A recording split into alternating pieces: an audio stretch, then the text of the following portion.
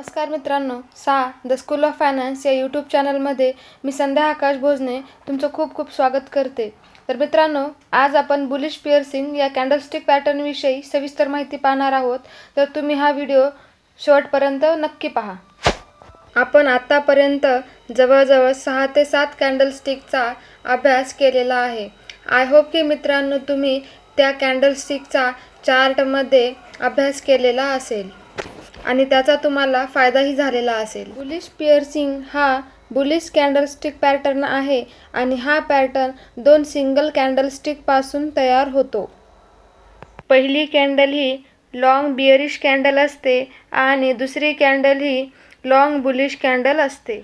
थोडक्यात सांगण्याचा अर्थ असा आहे की पहिली कॅन्डल ही रेड कॅन्डल असते आणि दुसरी कॅन्डल ही ग्रीन कॅन्डल असते.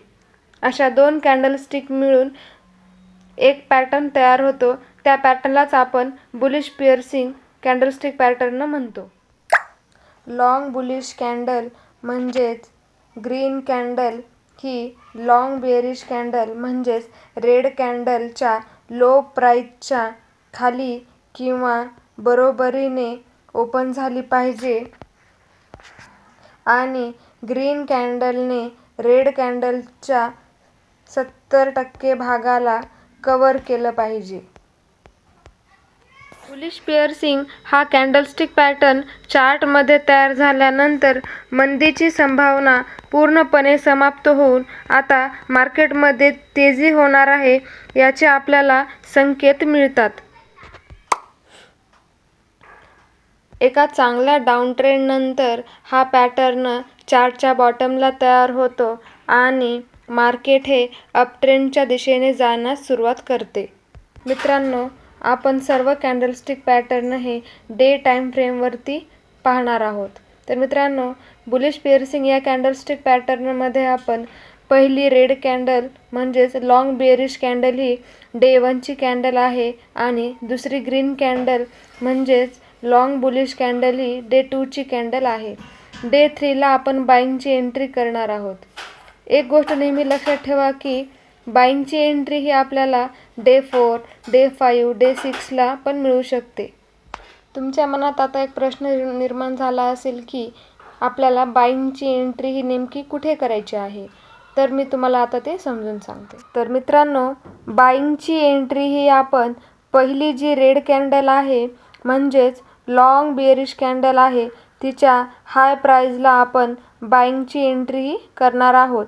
म्हणजेच प्राईस जेव्हा डे 3, डे 4, डे 5 ज्यावेळेस ही प्राईस डे 1च्या हाय प्राईसच्या वरती जाईल त्यावेळेस आपण आपली बाईंगची एंट्री ही करणार आहोत आणि ग्रीन कॅन्डल म्हणजेच लॉंग बुलिश कॅन्डलच्या लो प्राईजला आपण स्टॉप लॉस हा लावणार आहोत.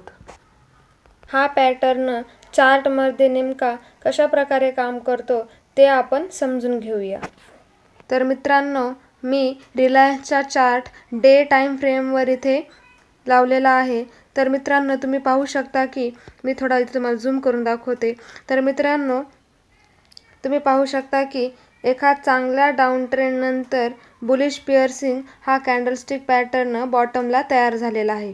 तर मित्रांनो, जसं की मी तुम्हाला सांगितले, हा कॅन्डलस्टिक पॅटर्न आपल्याला डे 3, डे 4, डे 5 किंवा डे 6ला पण आपल्याला आपली एंट्री देऊ शकतो. तर मित्रांनो, डे 3ला आपल्याला इथे बाईंगची एंट्री ही मिळालेली नाही, पण डे 4ला आपल्याला बाईंगची एंट्री ही मिळालेली आहे. तर मित्रांनो, आपल्याला रेड कॅन्डलच्या हाय प्राईजला बाईंगची एंट्री करायची आहे आणि डे 2च्या लो प्राईजला आपल्याला स्टॉप लॉस हा लावायचा आहे.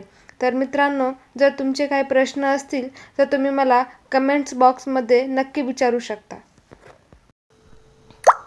Hammer, inverted hammer, dragonfly doji, bullish हरामी आणि बुलिश एंगल्फिंग या सर्व कॅन्डलस्टिक पॅटर्नविषयी सविस्तर माहिती मी माझ्या यूट्यूब चॅनलला अपलोड केलेली आहे. तर मित्रांनो, तुम्ही माझ्या यूट्यूब चॅनलला नक्की भेट द्या आणि माझे सर्व व्हिडिओज तुम्ही पहा.